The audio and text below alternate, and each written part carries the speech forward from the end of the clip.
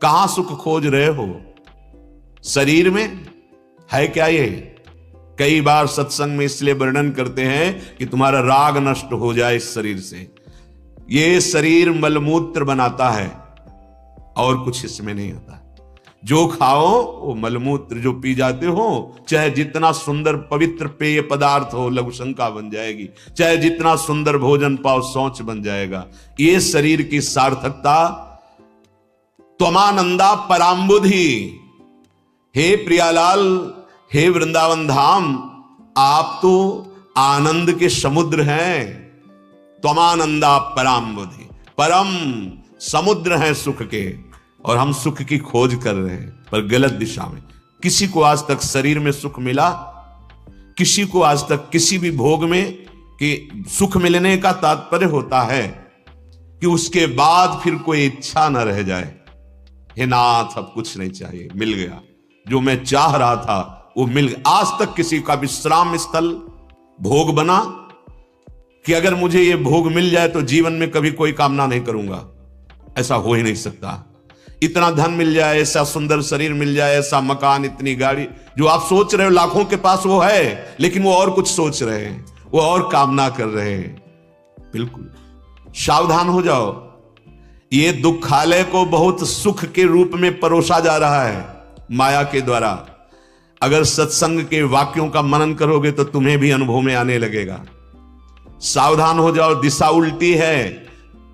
तुम्हें कभी प्रकृतिजन्य सुखों से तृप्ति नहीं मिल सकती, क्योंकि तुम परमात्मा के अंश हो और तुम्हें परमात्मा सुख की ही खोज है। तुम जान नहीं पा रहे हो। नहीं तो हमारा मन जब कहता है कि इस शरीर को अगर मुझे दे दिया जाए तो मैं सुखी हो जाऊं, अगर वो मिल जाए तो आप दूसरे शरीर को चाहने लगेंगे, तीसरे शरीर को चाहने लगेंगे, तीसरी वस्तु को, चौथी वस्तु। ये पूरा जीवन हो गया करते हुए, अनेक जन्म हो गए यही करते हुए, इसमें सुख, इसमें सुख, इसमें सुख नहीं मिला।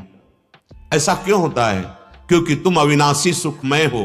तुम्हें अविनाशी सुख चाहिए, विनाशी भोग नहीं। इसलिए तुम्हारी कहीं तृप्ति नहीं होती, भटकता जीव घूम रहा है। सावधान हो जाओ। आनंद अगर प्राप्त करना है तो कदम रोक दो, जहां तक पहुंच गए हो वापस लौटो। सब में भगवत भाव करो, धर्मयुक्त विषय का सेवन करो और नाम जप करो, भगवद आश्रित हो जाओ। तवा नाथ त्राण, बचा सकते हैं तो सिर्फ प्रभु बचा सकते हैं। मामे वे प्रपद्यन्ते, मान लो। बार बार इसलिए दोहराता हूं, अपने लोग मान नहीं पा रहे, कोई न कोई आश्रय लिए रहते हैं। ये अन्य आश्रय मृत्यु से नहीं बचा पाएगा, ये अन्य आश्रय काल से नहीं बचा पाएगा।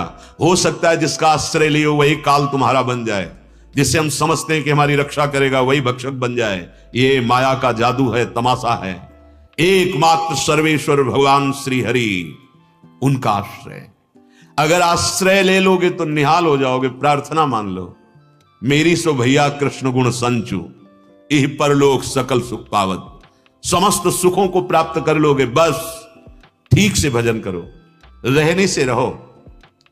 हमारा मन हमको धोखा देता रहता है। हम मानते हैं कि हमें सुखी करना है, ये मन जो करवाएगा हमें सुखी कर देगा। अरे यही इसी ने फंसाया है। कुत्सित वाद विकारहि परधन सुन सिख परति बंच। ये मूढ़ता हमारे अंदर छाई हुई है कि गंदी बातें करने में समय नष्ट करते हैं। चोरी, हिंसा, छल, कपट जैसे भी, और दूसरी माता बहनों की तरफ गंदी दृष्टि अर्थात काम भाव, यही तुम्हारे भजन को छीण कर देगा, भजन नहीं होने देगा। भगवत प्राप्ति में बाधा है ये बहुत। जो साधक है इनसे बचे। कुत्सित वाद विकारहि परधन सुन सिख मंद परति बंचु। अये मंद बुद्धि, इसमें तुझे सुख नहीं, घोर बंधन और दुख प्राप्त होगा। आज हम शास्त्र और सत्संग की बातें नहीं मान रहे, इसे मनोरंजन समझते हैं। ये मनोरंजन करने के लिए मनुष्य देह नहीं मिला, ये शाश्वत परम शांति भगवत प्राप्ति के लिए मिला है। विचार्यै तद वृंदावन विरचितासस त्वयि परम। विचार करो कि आज तक तुम्हें सुख मिला। विचार करो, है तुम्हारा कोई सहायक जो तुम्हारा हृदय से सहयोग करे, तुम्हारी रक्षा कर ले? नहीं है। हमारे कई मित्र हैं, नहीं, तुम्हारे गुण और स्वार्थ के मित्र हैं। काल से तुम्हें अगर बचा सकता है कोई तो कालातीत भगवान केवल बचा सकते हैं। प्रार्थना मान लीजिए, अगर चूक गए तो बहुत पछताना होगा। कोई नहीं है, कोई नहीं है कि हमारी रक्षा कर सके। देखो ना, गजराज को देखो ना, गजेंद्र, बहुत हाथी हाथिनियां उसके सब बहुत सहयोग किया, क्या ग्राह से बचा पाए। जब अंतिम समय में पूर्व में भजन किया था, उसका स्फुरण हुआ कि अब तो केवल हरि ही बचा सकते हैं। हरि बस ग्राह से बचा लिया। ऐसे ही कुछ हम गजेंद्र जैसे अभिमानी जीव हैं, काल रूपी ग्राह ने हमें पकड़ लिखा है। जैसी थरिवंश प्रपंच बंच सब ये काल ब्याल को खायो, पकड़ लिया है, बस लीलना बकाया रह गया है। कोई बचा सकता है तो हरि शरणम, हे प्रभु, हे करुणा निधान, मुझे बचा लो। बड़ी कृपा होती है, हमें सत्संग सुनने को मिला और भगवत मार्ग का परिचय मिला।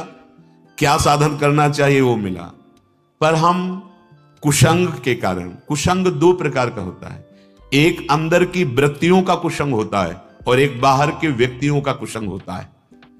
बाहर का कुसंग तो मानो जैसे अपने लोग वैराग्य मार्ग में हैं, बचते हैं, और हो सकता है कि ना भी मिले कुसंग बाहर का, क्योंकि ऐसी सीमा में हो। पर वृत्ति का कुसंग जो अंदर से आ रहा है, अगर उससे उदासीन नहीं हुई तो भ्रष्ट कर देगा।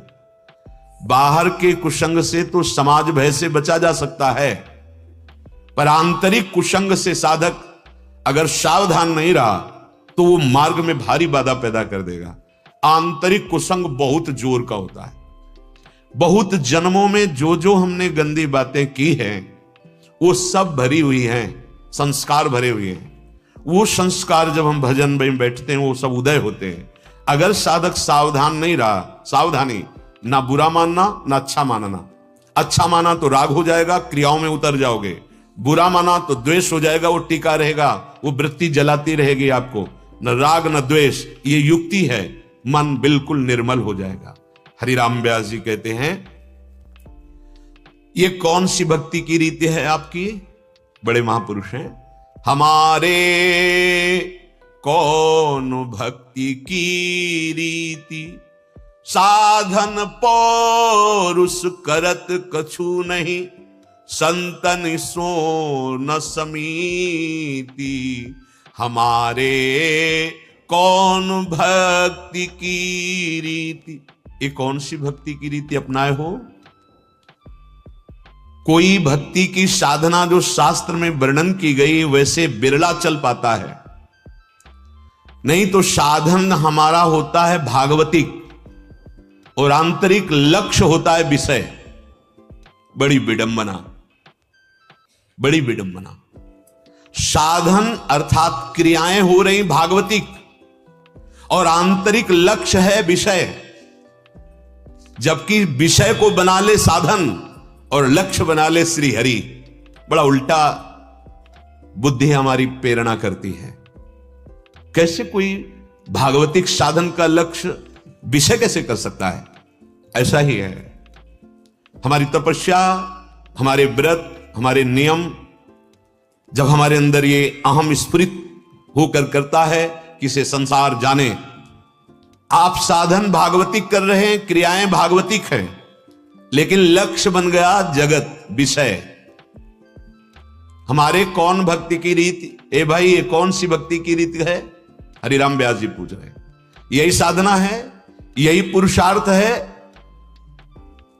बहुत सावधान होने की जरूरत है। हमारी एक भी श्वास प्रभु के नाम से विलग न जाए और अंदर ये बिल्कुल दृढ़ विश्वास हो कि मंगल भवन जो कुछ करेंगे अब मंगल होगा। जथालाभ संतोष सदा काहू सो कछु न चाहोंगो। एक संत गंगा किनारे मिले, तुम मंगबो भलो न बाप सो जो प्रभु राखे टेक। अगर प्रभु का भरोसा है तो ऐसे नहीं होता उपासक का हाथ भिक्षान्न के सिवा, ऐसे नहीं। ऐसा उपासक नहीं कर सकता। हां, भागवतिक वेश या भागवतिक क्रियाएं और उद्देश्य विषय, तो फिर ऐसे करने में लज्जा नहीं लगेगी। नहीं तो सेवक जी महाराज कह रहे केतिक आयु केतिक जीवन, कितना तुम्हारा जीवन है, कितनी आयु है। काहे विनाशत काज हटकत, क्यों अपना काज जो भगवत प्राप्ति के लिए मानव देह मिला था उसे तुम नाश कर रहे हो? मैं हाथ जोड़ते हुए, हाथ लटकाते हुए देखता हूं। किसके लिए? क्या चाहिए तुम्हें? क्या अखिल लोक ब्रह्मांड नायक प्रभु श्री कृष्ण और जो श्री लाडली जी उनके हृदय का मूर्तिमान प्रेम है, क्या इनके पास वैभव नहीं है? क्या ये अनंत ब्रह्मांडों का वैभव नहीं कहा है? और जब आप उनके दास हो तो जैसे रखना चाहते वैसे रहो, महलों में रखे चाहे झोपड़ी में वास दें। कभी घी घना, कभी मुट्ठी भर चना, कभी वो भी ना बना। ये भगवत दासों की स्थिति, चाहे गृहस्थ में हो चाहे विरक्त में हो, भरोसो दृढ़ इन चरणन केरो। कई कई दिन सुदामा जी को भोजन नहीं मिलता, फिर भी जय श्री कृष्ण। परिणाम में द्वारिकापुरी की तरह सुदामापुरी की रचना हो जाती, फिर भी जय श्री कृष्ण। ना कहीं फूलना और ना कभी भूलना। चाहे जितना दुख हो भूले नहीं, चाहे जितनी संपत्ति आ गई हो फूले नहीं। फूल जाओगे तो भूल जाओगे, शोक में हो जाओगे तो भूल जाओगे। ये कौन सी भक्ति की रीति है? ये हृदय का विषय है, बाहर से नहीं पहचाना जा सकता। उपासक अपने हृदय को देख ले। एक उपासक बोले थे, भले वो गृहस्थ में हो पर उपासना का मार्ग जब चयन किया जाता है तो भरोसा प्रभु का रखा जाता है। हम हैं भगवान के, पर हम कमा रहे हैं, खा रहे हैं, जी रहे हैं, उन्हीं के हैं। क्या करने की अब जीवन की जरूरत और क्या करने की है? बहुत भगवान ने दिया है, बड़ी मस्ती है। नहीं नहीं, अगर ये बाहरी दिए हुए पदार्थों की मस्ती है तो भूल मत करना, ये क्षण में नष्ट हो जाने वाली। ये मस्ती टिकाऊ नहीं है। आपके पास जितनी भोग सामग्री है जीने के लिए है। आप जितने नौकरी, व्यापार, किसानी जो भी कर रहे हैं जीने के लिए कर रहे हैं, लेकिन जीना किसके लिए ये निर्णय किया? नहीं, खा पीना, परिवार, ये जीना नहीं है। जीना है जीवन धन प्रभु के लिए, और जीने के लिए सब कर्तव्य कर्म कर रहे हैं, लेकिन लक्ष्य हमारा श्री भगवान है। और ये तभी सिद्ध होगा जब आपके हृदय में उनकी स्मृति चलेगी, उनका भजन चलेगा। इतने पे संतोष मत मानो कि तुम्हें अनुकूलता, वैभव, सुख संपत्ति मिल गई। एक क्षण में तुम्हारा शरीर और ये सब वैभव छूट जाने वाला है। वो क्षण कब आएगा कुछ पता नहीं। इसलिए सावधान हो जाओ। जीने के लिए